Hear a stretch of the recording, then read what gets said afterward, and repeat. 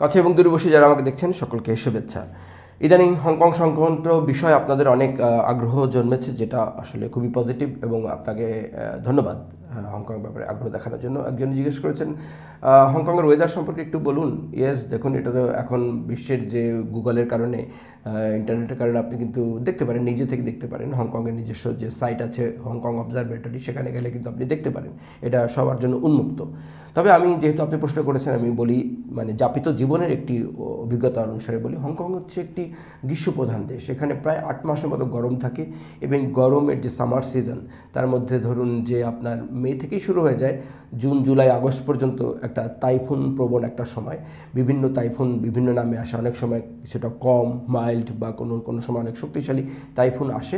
তবে সেই টাইফুন থেকে মানে প্রোটেকশনের জন্য উপর্যুপরি ব্যবস্থা কিন্তু তারা অলরেডি নিয়ে আছেন।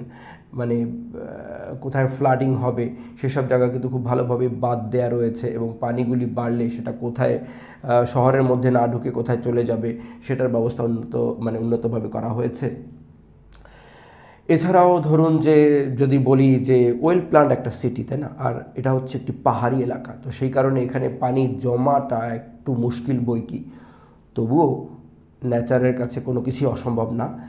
আর ঠান্ডার সময়টা অপেক্ষাকৃত শর্ট হংকংয়ে, কিন্তু একটি ব্যাপার বলতে চাচ্ছি, যখন গরম হয় মানে অনেক গরম হয়, মাত্রাতিরিক্ত গরম হয়, মানে হয়তো অবজারভারে দেখাবে আপনাকে 35, কিন্তু ইট ফিলস লাইক 40 অথবা আরও বেশি।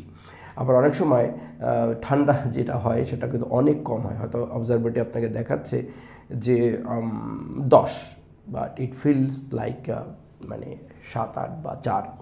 আর বরফের কথা অনেকে বলেছেন, আসলে হংকংয়ে বরফপাত বা তুষারপাত হয় না, সরি বরফ না, তুষারপাত, স্নোয়িং হয় না হংকংয়ে।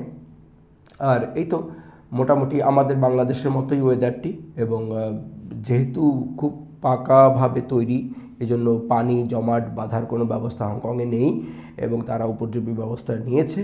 সো এই তো হংকংয়ের ওয়েদার ভালোই। এবং হ্যাঁ, টাইফুন হলে সুবিধা হয় কি, টাইফুন হলে অটোমেটিক সব কিছু বন্ধ হয়ে যায়। সো এটা একটা টাইফুনের অসুবিধার মধ্যে সুবিধা। ধন্যবাদ।